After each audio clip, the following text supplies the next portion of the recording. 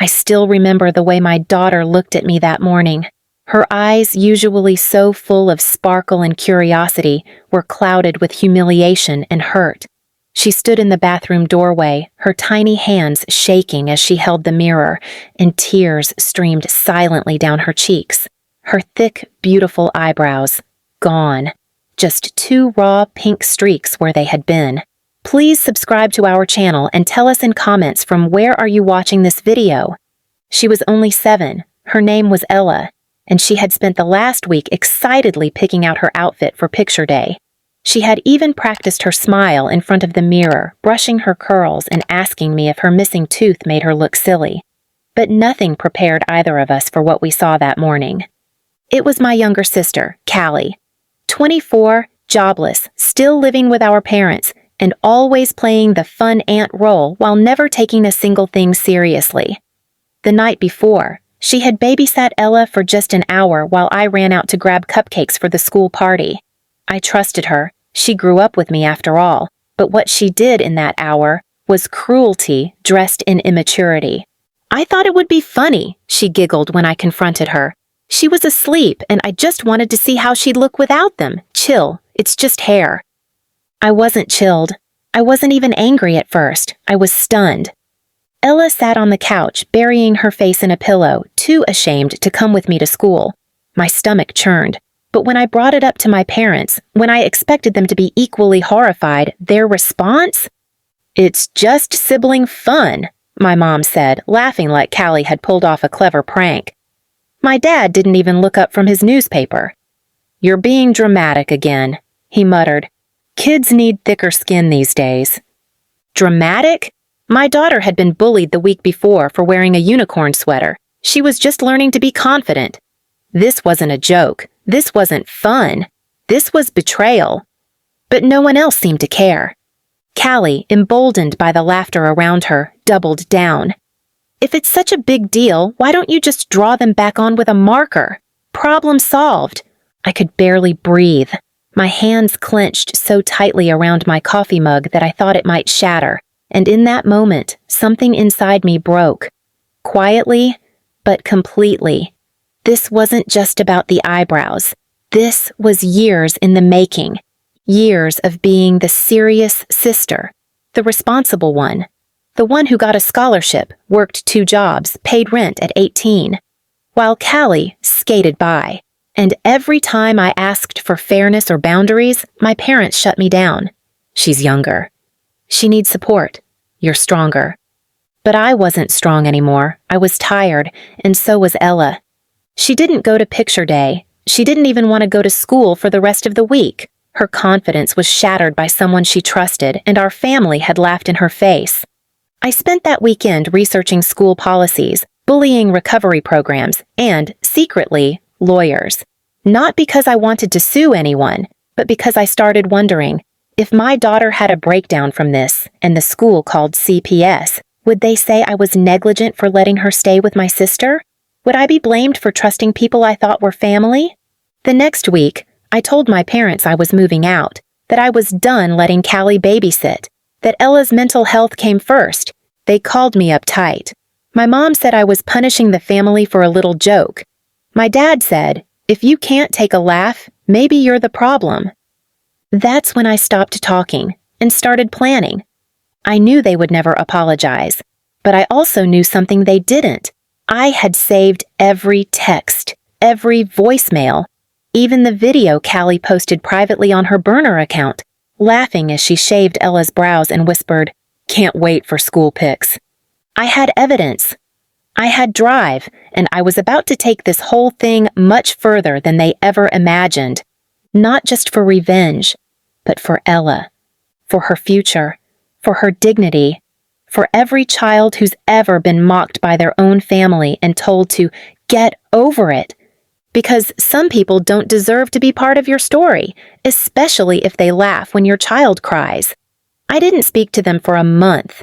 I didn't return calls, didn't reply to texts filled with fake concern like, "You overreacted, but we still love you," or, "Ella will forget all about it. Kids bounce back."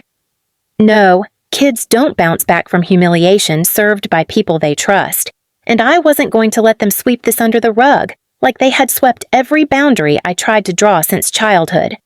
That silence gave me clarity. Clarity that I didn't need their version of love, conditional, manipulative, and twisted into guilt. I needed space, and more than that, I needed to teach my daughter that silence wasn't strength, action was. So I filed for a protection order that legally barred Callie from babysitting or being near Ella without supervision. It wasn't petty, it was protective. The judge looked horrified when he watched the 12-second clip from Callie's burner account, her voice whispering, "She won't remember in the morning," as she cruelly dragged the razor over my sleeping child's brows. The smirk on her face was chilling, but it wasn't just that video. I printed screenshots of Callie's private DMS, where she joked to her friends, "It'll grow back, she's just a kid. Maybe her mom will finally loosen up." I showed how my parents laughed under the post with the emoji, laughing face. I handed it all in, a full file labeled Family Fun. The judge signed the order within the hour. I didn't tell my family. I wanted them to find out when they tried to swing by again like nothing happened. And sure enough, 2 days later, my mom showed up with a tray of lemon bars, that fake smile plastered on her face, saying, "Let's talk like adults." I opened the door just enough to hand her the court order. She stared at it, blinked. "What is this, a joke?" she hissed. "No," I said. "This is how adults talk." She stormed off with a glare and muttered, "You're tearing the family apart." But they had already torn it. Years ago. When I was 13 and Callie scratched my bike and blamed the neighbor boy. When she stole money from my wallet and I got grounded. When I got into my dream university and my dad said, "Don't brag, Callie might feel bad." Number I wasn't tearing the family apart. I was drawing a line. Finally. And while they sulked in their own denial, I was busy building something better. First, I set up Ella with a child therapist. Not one of those fluffy play and color sessions, someone real who helped her put words to her feelings. I remember her whispering in a session, "I thought they loved me. Why would someone who loves you hurt you like that?" I had no answer, but the therapist did. "Sometimes," she said gently, "people confuse love with control. Real love never humiliates." That's when I knew I couldn't just cut ties. I had to rewrite the narrative. So I sent Ella back to school, not with drawn-on brows or excuses, but with a custom-made headband that had little pink stars across the top. We called them Power Stars, and I told her every time someone laughed, they were jealous of her sparkle. And then I sent a package. Not to Callie. To every family member who enabled her, every cousin, aunt, and even my grandmother who had told me I was too uptight and should let Callie have her fun. Inside the package was a USB drive and a single note. "Watch what you laughed at. Then ask yourself if you'd still laugh if it was your daughter." I don't know how many of them watched it, but I do know my uncle called me the next day and said, voice cracking, "I had no idea it was that bad. I'm sorry."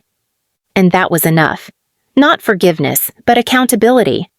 But the best part? That was just at the beginning. Because I was planning something else, something public, something they would never be able to laugh off again. I didn't want revenge. I wanted truth, and I wanted it loud enough that no one in my family could pretend they didn't hear it. So I booked a billboard. Not just any billboard, the one right at the center of our town square, the one that overlooked the farmer's market, the weekend antique shows, the parade route on 4th of July, the one everyone drove past, the one my parents passed every Sunday on the way to church with their fake, perfect family facade. I uploaded a single high-resolution image, Ella's school photo. She sat proud in her sparkly headband, still missing eyebrows but glowing with a brave, open smile that said, "I survived this." Next to it, bold white letters on black background. My aunt shaved my eyebrows while I slept. Mom stood up. The rest laughed. No names, no faces except Ella's, but in a town like ours, that was more than enough. By sunset, my phone was on fire. "Aunt Michelle, is this real?" A friend from high school. "I'm in tears. That billboard made me stop my car. The school principal, we're offering Ella extra counseling, and if there's anything we can do, please let us know. And finally, Callie. She messaged me at 2 a.m., all lowercase like a coward. How could you do this to me? I stared at it, then typed back, ask Ella. The next day, my mom showed up, not at my door, at the billboard. I watched from across the street. She stood there, staring up at it with eyes wide and a mouth slightly open like she was finally seeing her reflection. A grandmother who laughed when her granddaughter was hurt, who called abuse fun, who clapped when cruelty was served with a smile. She didn't look powerful anymore. She looked small. She didn't call, didn't message, just left. That was enough for me. I moved to another town a few months later, one that didn't come with whispered pity or forced family ties. I enrolled Ella in a new school, one where she was just Ella, not the kid with the viral billboard past. I started over. And Ella? She bloomed. She became the little girl who raised her hand to defend other kids when they got picked on. She made signs for her therapist's anti-bullying campaign.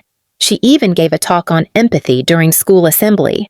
When asked where she got her strength from, she smiled and said, "My mom taught me that love is louder than laughs." And as for me, I didn't regret a single thing. Not the court order, not the billboard, not the silence. Because silence is what they wanted. From me, from Ella, from every woman they called too sensitive, too dramatic, too much. But I wasn't too much. I was just enough to break the cycle. And for the first time in my life, I didn't just protect my daughter. I protected the little girl I used to be, the one no one stood up for. Until now. Please subscribe to our channel and tell us in comments from where are you watching this video.